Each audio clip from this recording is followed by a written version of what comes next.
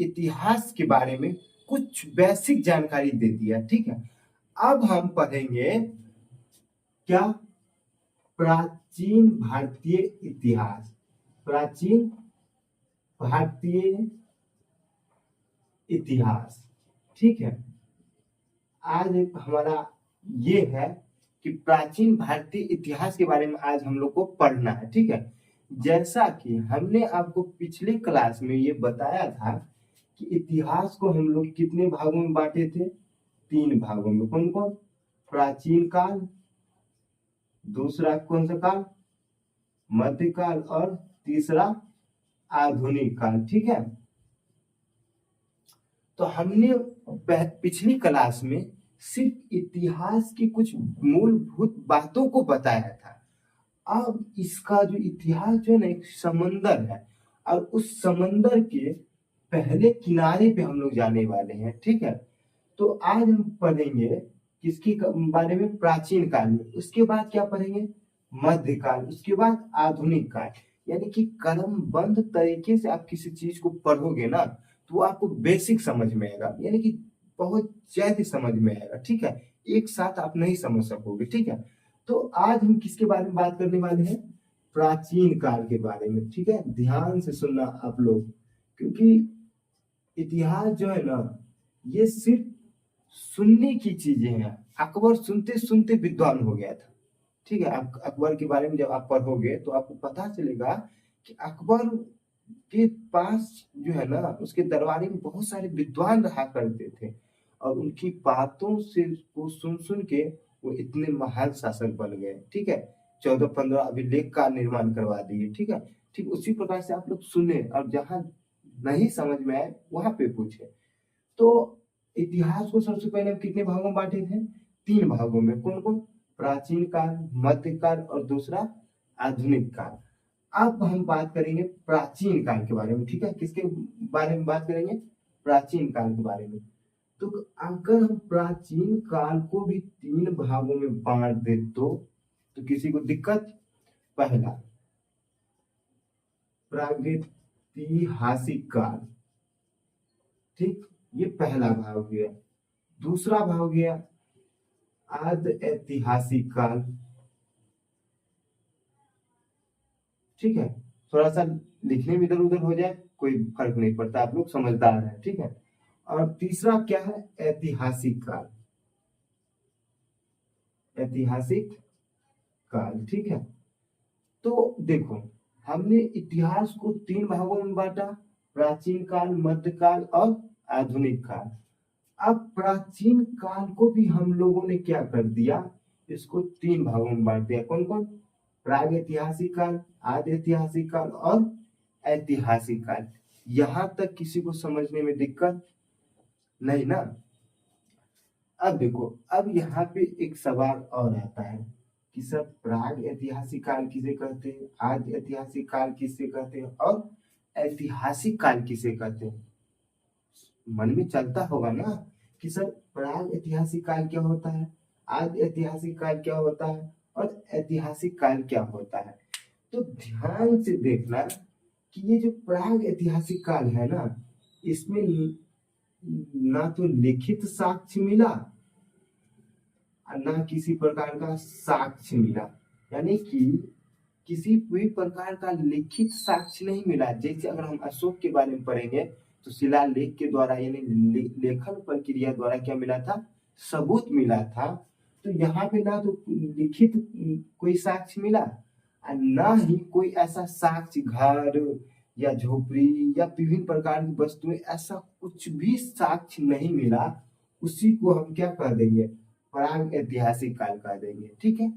और आज ऐतिहासिक काल, इसमें सिर्फ और सिर्फ लिखित साक्ष्य मिला। क्या?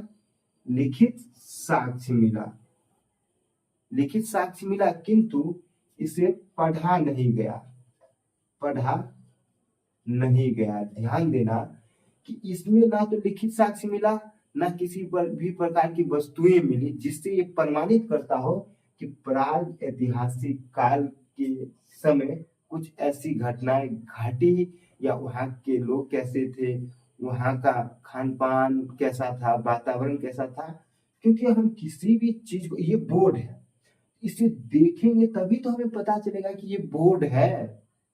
बिना देखे आप बता सकते हो? नहीं ना। तो ठीक उसी प्रकार से इस काल में ना तो लिखित साक्ष्य मिला, ना ही किसी प्रकार की वस्तुएं मिला, लेकिन आज ऐतिहासिक काल में लिखित साक्ष्य मिला, लिखित साक्ष्य मिला, लेकिन इसको पढ़ा ही नहीं गया कभी। और अब इसका एग्जाम्पल क्या है? इसका मोटे तौर पे एग्जाम्पल हो जाएगा हड़प्पा सभ्यता। क्या हो जाएगा? हड़प्पा सभ्यता। यानी कि हड़प्पा सभ्यता एक सभ्यता थी, लेकिन उसमें जो लिखा गया है उसको पढ़ा नहीं गया है अभी तक, ठीक है। और दूसरा, अगर हम बात ऐतिहासिक काल की करें तो इसमें लिखित साक्ष्य मिला, लिखित साक्ष्य भी मिला, और इसे क्या हुआ? पढ़ा भी गया, पढ़ा भी गया। यानी ये जो ऐतिहासिक काल है इसमें लिखित साक्ष्य भी मिला और इसे पढ़ा भी गया, ठीक है। और इसका एग्जाम्पल की अगर हम बात करें कि सर इसका एग्जाम्पल क्या कौन होगा, तो वैदिक सभ्यता। क्या होगी? जो हो जाएगा वैदिक सभ्यता। यानी कि ये जो वैदिक सभ्यता है, ये इसका लिखित साक्ष्य भी मिला और इसे पढ़ा भी गया। तो हम मोटे तौर पे अगर बात सीधी सीधी एक लाइन में अगर कहना हो तो हम लोग क्या कहेंगे कि सर इतिहास को हमने 3 भागों में बांटा, प्राचीन काल, मध्यकाल और आधुनिक काल। फिर इसके बाद हमने इस प्राचीन काल को भी क्या कर दिया? 3 भागों में बांट दिया, प्राग ऐतिहासिक काल, आदि ऐतिहासिक काल और ऐतिहासिक काल। प्राग ऐतिहासिक काल में किसी भी प्रकार का लिखित साक्ष्य नहीं मिला, लेकिन आज ऐतिहासिक काल में क्या हुआ? लिखित साक्ष्य मिला, लेकिन इसे पढ़ा नहीं गया। और उसके बाद ऐतिहासिक काल की बात करें तो इसमें लिखित साक्ष्य भी मिला और इसे पढ़ा भी गया। एग्जाम्पल वैदिक सभ्यता। यहाँ तक किसी को समझने में दिक्कत नहीं ना? अब देखो, अब बात क्या होता है कि ये जो प्राग ऐतिहासिक काल है, अब हम बात करेंगे प्राग ऐतिहासिक काल के बारे में, ठीक है। किसके बारे में बात करेंगे? प्राग ऐतिहासिक काल। प्राग ऐतिहासिक काल। इस प्राग ऐतिहासिक काल को भी हम क्या कर देते हैं? 2 भागों में बांट दे तो कोई दिक्कत नहीं ना, दिक्कत नहीं होनी चाहिए। तो इसको हम बोल देंगे पाषाण काल। क्या? पाषाण काल। और इसको दूसरा भाग को हम क्या बोल देंगे? धातु युग बोल सकते हैं, धातु युग। यानी इस प्राग ऐतिहासिक काल को हम क्या करते हैं? 2 भागों में बांट देते हैं, पाषाण काल और धातु काल। अब देखो, ये जो पाषाण काल है, पाषाण काल, तो पाषाण मतलब क्या हम लोग समझते हैं? पाषाण मतलब हम लोग समझते हैं पत्थर। यानी पाषाण काल के लोग पत्थर का क्या करते थे? इस्तेमाल करते थे, इसलिए इसको क्या कहा जाता है? पाषाण काल। लेकिन इसी को अगर कह दिया जाए आखेटक, आखेटक, ठीक है, इसी को बोल देंगे शिकारी काल, शिकारी काल। तो किसी को दिक्कत होना चाहिए नहीं ना? किसी को दिक्कत भी है? दिक्कत है तो बोल सकता है, नहीं ना? इसी को खाना बदोश भी बोला जा सकता है, खाना बदोश। देखो यहाँ पे क्या है, अगर पाषाण काल है तो यहाँ पाषाण यानी कि आखेटक मतलब क्या कर, आखेटक मतलब हम लोग क्या समझते हैं कि ये लोग ऑब्वियसली जंगल में रहते थे, ठीक है। और ये क्या करते थे? शिकार करते थे। इसका 2 ही काम था, खाना खाना और शिकार करना। और जो शिकार होता था किससे होता था? पत्थरों से होता था, ठीक है। तो इसलिए इसको आखेटक काल भी कह सकते हैं, पाषाण काल को। इसको शिकारी काल भी कह सकते हैं और इसे खाना बदोश काल भी कह सकते हैं, क्योंकि इसका उस समय काम क्या था? सिर्फ खाना शिकार करना और खाना खाना, बस इतना ही काम था इन लोगों को। इसलिए इसे हम लोग क्या कहते हैं, पाषाण काल भी कह सकते हैं। या फिर हम कह सकते हैं कि ये लोग पत्थरों का इस्तेमाल करते हैं, इसलिए इसे पाषाण काल कहते हैं। ठीक है, ये लोग शिकार करते थे, इसलिए इसको शिकार काल भी कह सकते हैं। ये घूम लोग ये सिर्फ खाना खाना जानते थे, इसलिए इन्हें खाना बदोश काल भी कह सकते हैं। यहाँ तक किसी बाबू को समझने में दिक्कत तो बताओ, नहीं ना। तो अब हम बात करेंगे किसके बारे में, कि ये जो पाषाण काल है ना, इस पाषाण काल को भी अगर हम 3 भागों में बांट दें, इसको अगर हम 3 भागों में बांट दें तो कैसा रहेगा। पहला भाग है पूरा पाषाण काल, ठीक है, क्या पूरा पाषाण काल। दूसरा हम बांट देते हैं मध्य पाषाण काल, ठीक है।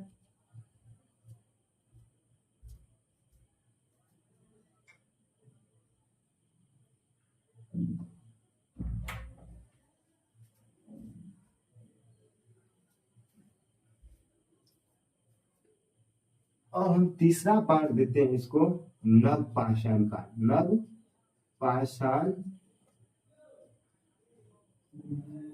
नव पाषाण काल। यहां तक, एक मिनट सॉरी,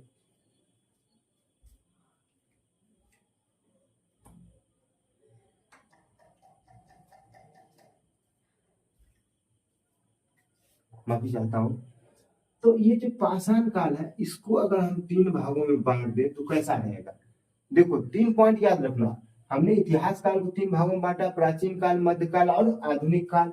दूसरा, फिर हम प्राचीन काल को 3 भागों में बांटा, प्राग ऐतिहासिक काल, आधि ऐतिहासिक काल और ऐतिहासिक काल। इसके बाद प्राग ऐतिहासिक काल को हमने 2 भागों में बांटा, पाषाण काल और धातु युग। और पाषाण काल को हम आखेटक युग भी कहते हैं, शिकारी काल भी कहते हैं और खानाबदोश काल भी कहते हैं, ठीक है। और उसके बाद हम बात करते हैं किसके, पाषाण काल के बारे में। तो पाषाण काल को हम लोग कितने भागों में बांटते हैं, 2 भागों, 3 भागों में बांट देते हैं, ठीक है। पूरा पाषाण काल, नव पाषाण काल, ठीक है।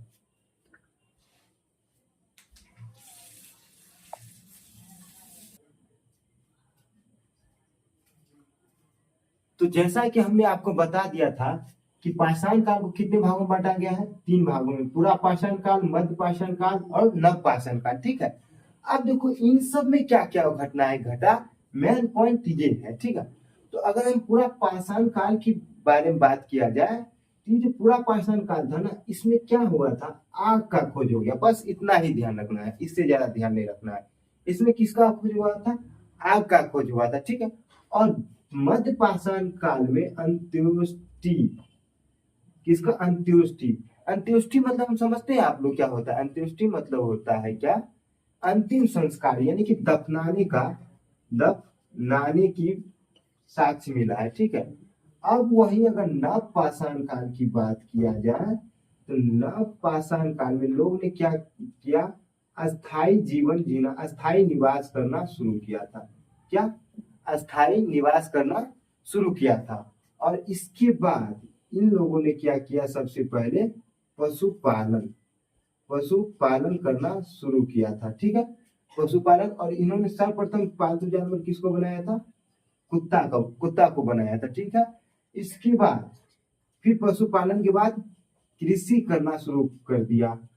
कृषि में क्या, कौन सी फसल किया था, तो गेहूं और जौ, गेहूं और जौ, ठीक है। अब उसके बाद देखो, अब पशुपालन भी हो गया, तो जब पशुपालन हुआ तो कृषि भी होगा, और जब कृषि हुआ, खेती हुआ, तो इसके लिए लोगों ने क्या किया, पहिए का आविष्कार किया, पहिया का आविष्कार। और इसके बाद मनका का। ध्यान रहे कि नव पाषाण काल में लोगों ने अस्थायी निवास करना शुरू किया, पशुपालन करना शुरू किया, कृषि करना शुरू किया, पहिए का आविष्कार किया और मनका बनाना शुरू किया।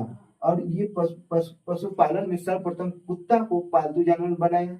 और एक यहाँ से एक भीविया क्वेश्चन बन रहा है कि जो कृषि एवं जौ, इसका साक्ष्य कहाँ मिला था, तो 700 बीसी, कितना, 700 बीसी में एक क्या है मेरे दोस्त, सुलेमान, सुलेमान के किरथर, किरथर पहाड़ियों में गेहूं और जौ का साक्ष्य मिला। तो ये थे हमारे पाषाण काल के कुछ इस प्रकार से भाग। तो सबसे पहले हम इतिहास एक बार रिकॉल कर लेते हैं। इतिहास को हम लोगों ने कितने भागों में बांटा था? तीन भागों, प्राचीन, मध्य और आधुनिक। ठीक है, कितने? आधुनिक। फिर इसके बाद प्राचीन काल को हम लोगों ने कितने भागों में बांटा था? 3 भागों में, प्राग ऐतिहासिक काल, आद्य ऐतिहासिक काल और ऐतिहासिक काल। प्राग ऐतिहासिक काल में ना तो लिखित साक्ष्य मिला और आद्य ऐतिहासिक काल में लिखित साक्ष्य मिला लेकिन इसे पढ़ा नहीं गया, एग्जाम्पल हड़प्पा सभ्यता। और ऐतिहासिक काल में लिखित साक्ष्य भी मिला और इसे पढ़ा भी गया था, इसका एग्जाम्पल क्या हो जाएगा? वैदिक सभ्यता। उसके बाद फिर हमने क्या किया? प्राग ऐतिहासिक काल को 2 भागों में बांटा। कौन कौन? पाषाण काल और धातु काल। ठीक है, फिर पाषाण काल को हम लोगों ने 3 भागों में बांटा, पूरा पाषाण काल, मध्य पाषाण काल और नव पाषाण काल। ठीक है, और इसमें आग का खोज हुआ पूरा पाषाण काल में। मध्य पाषाण काल में अंत्येष्टि यानी दफनाने का व्यवस्था मिला, साक्ष्य मिला। और नव पाषाण काल में लोगों ने अस्थायी जीवन शुरू किया। ठीक है, और इसमें सर्वप्रथम इन्होंने पशुपालन करना शुरू किया। और देखो, अस्थायी निवास हो गया तो ये लोग पहले नदी के किनारे रहा करता था। तो जब पशुपालन होगा और जब नदी के किनारे होगा तो वहां पे कृषि भी करना क्या हो जाएगा? आसान हो जाएगा। तो कृषि हो गया। अब अभी हम लोग क्या करते हैं कि हम लोग खेती करते हैं तो वहां से फसल घर को लाते हैं ना। तो इसके लिए इन्होंने क्या किया? पहिए का निर्माण किया। और जब ये फसल घर आ गया तो उसको रखने के लिए इन्होंने क्या किया? मनका का निर्माण किया। ठीक है, और सबसे पहले पशु कौन सा था? कुत्ता को इन्होंने पालतू बनाया। इसके बाद कृषि का साक्ष्य गेहूं और जौ का साक्ष्य मिला।